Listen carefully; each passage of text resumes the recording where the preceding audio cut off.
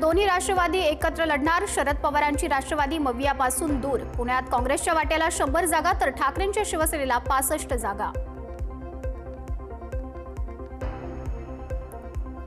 पुण्यातील कार्यकर्त्यांची उद्धव ठाकरे आणि संजय राऊतांकडे पवारांच्या राष्ट्रवादीची तक्रार. वाट पाहून पवारांच्या राष्ट्रवादीकडून चर्चा करायला कुणी आलं नाही. वाट पाहू नका, पुढे जा, वरिष्ठ नेत्यांच्या सूचना.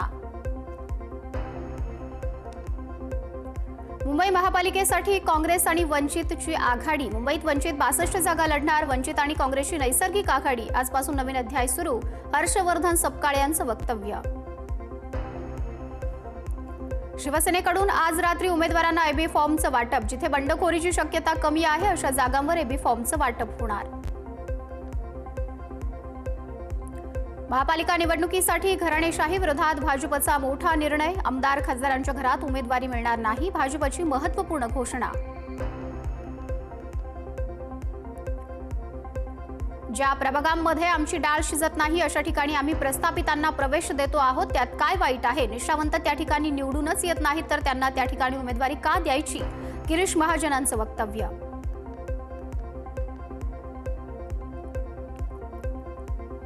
नाशिकमध्ये शिवसेना आणि राष्ट्रवादीची युती निश्चित. रात्री उशिरापर्यंत शिवसेना मंत्री दादा भुसे, मंत्री नरहरी झिरवाळ, माजी खासदार समीर भुजबळ यांच्यात जागा वाटपावर चर्चा.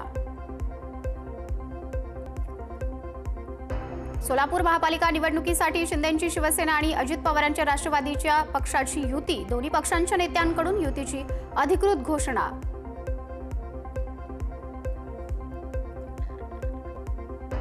सोलापूर महापालिकेसाठी पवारांच्या राष्ट्रवादीची पहिली यादी जाहीर. पक्षाच्या वतीनं निवडणुकीसाठी 6 उमेदवारांची घोषणा. पवारांची राष्ट्रवादी मविया सोबत लढणार. सोलापुरात काँग्रेस पक्षाला मोठा धक्का. जाहीर केलेल्या पहिल्या यादीतील एका उमेदवारानं सोडला पक्ष. काँग्रेसचे अधिकृत उमेदवार आणि माजी नगरसेविका फिरदौस पटेल यांचा MIM मध्ये प्रवेश.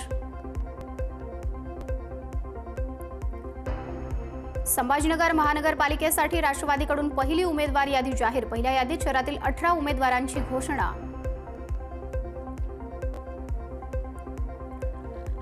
चंद्रपुरात महानगरपालिकेसाठी ठाकरेंची शिवसेना आणि वंचित बहुजन आघाडीमध्ये युती जाहीर. संयुक्त पत्रकार परिषदेतून करण्यात आली युतीची घोषणा.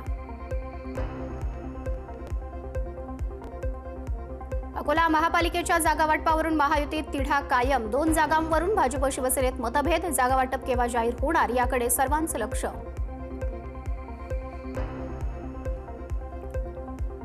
कल्याण डोंबिवलीमधील शिवसेना भाजपमध्ये वाद. स्थानिक पातळीवर युतीला तीव्र विरोध. युती झाल्यास काम करणार नाही, कार्यकर्त्यांचा इशारा. मीरा भाईंदरमध्ये प्रताप सरनाईक यांचा भाजपला अल्टिमेटम. 24 तासात युतीचा निर्णय न झाल्यास वेगळा निर्णय घेऊ. भाजप आमदार नरेंद्र मेहता यांनी युतीसाठी ठेवली होती अट. ठाकरे बंधूंच्या युतीच्या घोषणेनंतर जागावाटपावर पेच कायम. काही जागांमध्ये बदल करण्याची मनसेची मागणी. दादर, माहीम, प्रभादेवी, विक्रोळी अशा मराठी बहुल भागात पेच कायम.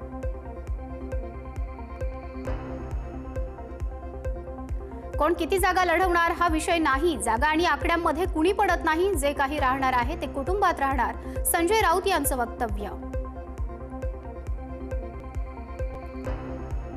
जागा वाटपात उद्धव ठाकरे मनसेच्या पाठीत खंजीर खुपसणार. तिकीट वाटपानंतर राज ठाकरे आणि मनसेच्या पदाधिकाऱ्यांना पश्चाताप होईल. उदय सामंत यांचं वक्तव्य. ठाकरे बंधूंच्या युतीची घोषणा झाल्यानंतरही उमेदवारी जाहीर होत नसल्यानं इच्छुकांची शिवतीर्थवर धाव. मुंबई बाहेरील पदाधिकाऱ्यांना एबी फॉर्मचं वाटप केलं जात असल्यानं मुंबईतील उमेदवारांना एबी फॉर्म कधी मिळणार याची पदाधिकाऱ्यांमध्ये उत्सुकता. पक्षांतर केलेल्यांना मनसेची दारं बंद. ठाकरे बंधूंच्या युतीनंतर मनसेला सोडून गेलेल्यांचे पक्षात पुन्हा येण्याचे प्रयत्न. मनसे नेते राजू पाटील यांचं वक्तव्य. 2 गुजराती आपल्या मुंबईला गिळायला निघालेत. उद्धव ठाकरेंची अमित शहा आणि पंतप्रधान मोदींवर टीका. भाजपनं आपला दुरुपयोग केला, आता काँग्रेसचाही अनुभव आला. उद्धव ठाकरेंचा टोला. औरंगजेब फॅन क्लबचे अध्यक्ष असलेल्यांनी अब्दालीची भाषा करू नये. बाळासाहेबांचं हिंदुत्व सोडलं म्हणून मराठी माणूस उद्धव ठाकरेंपासून दूर गेला. नवनाथ बन यांची टीका.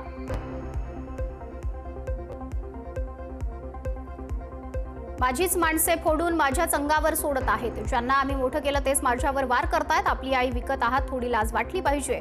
उद्धव ठाकरेंची शिंदेंवर टीका. मराठी माणसाचं नाव पुढे करून सत्ता ठाकरे कुटुंबाकडे. कुटुंबासाठी सत्ता राखण्याचा अट्टहास, म्हणूनच उभाटाचा पराभव अटळ. नवनाथ बन यांची टीका.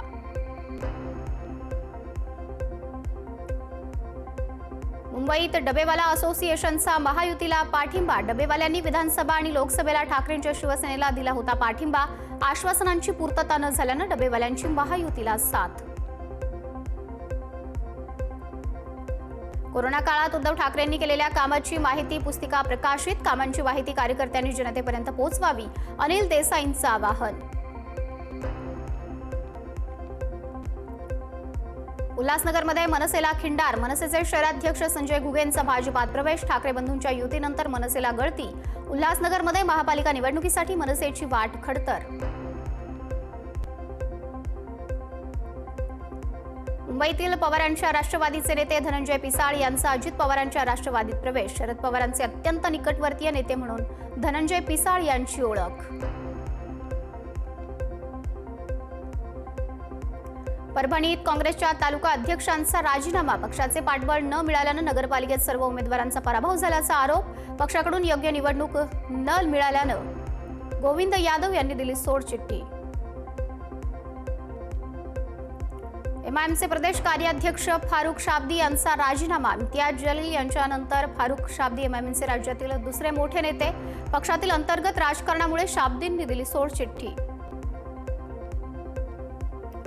काँग्रेसला खिळखिळे करण्याचा अशोक चव्हाणांचा प्रयत्न. काँग्रेसच्या माजी नगरसेवकांना एमआयएममध्ये जाण्यासाठी अशोक चव्हाणांचा पाठिंबा. खासदार रवींद्र चव्हाण यांचे आरोप.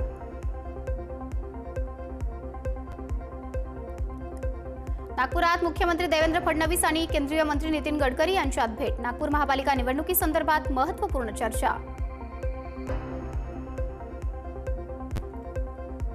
चंद्रपूर महानगरपालिका निवडणुकीच्या अनुषंगानं भाजप नेते हंसराज अहिर यांनी घेतली मुख्यमंत्री फडणवीसांची भेट. मागच्या काही दिवसात चंद्रपूरमध्ये पक्षांतर्गत वाद चव्हाट्यावर आल्यानं ही भेट महत्त्वाची.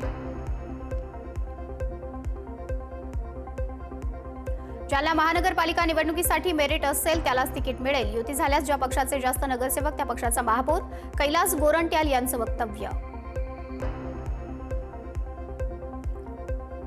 पुण्यात महापालिका निवडणुकीसाठी 3 दिवसांत तब्बल 9101 उमेदवारी अर्जांची खरेदी. प्रत्येक जागेसाठी सरासरी 55 अर्जांची विक्री. पालिकेच्या इतिहासातील ही विक्रमी विक्री. नागपुरात 4 दिवसात केवळ 21 अर्ज दाखल. राजकीय पक्षांच्या वेटिंगमुळे उमेदवार संभ्रमात. 21 उमेदवारी अर्जात जास्तीत जास्त अपक्ष उमेदवार.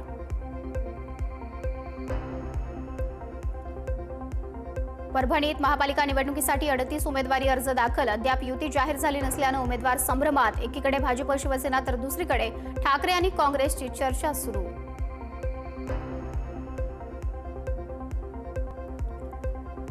मालेगावात अर्ज नोंदणी प्रक्रिया मंदावली. युती आघाडीच्या घोषणेची इच्छुक उमेदवारांना प्रतीक्षा. आवश्यक कागदपत्र गोळा करण्यासाठी उमेदवारांची धावपळ.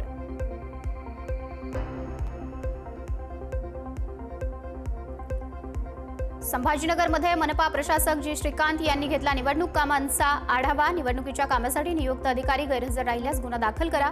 जी श्रीकांत यांचे आदेश. धुळे महानगरपालिकेच्या निवडणुकीसाठी प्रशासन सज्ज. निवडणुकीच्या पार्श्वभूमीवर मतदान केंद्रावर असलेल्या सुमारे 1710 कर्मचाऱ्यांना प्रशिक्षण.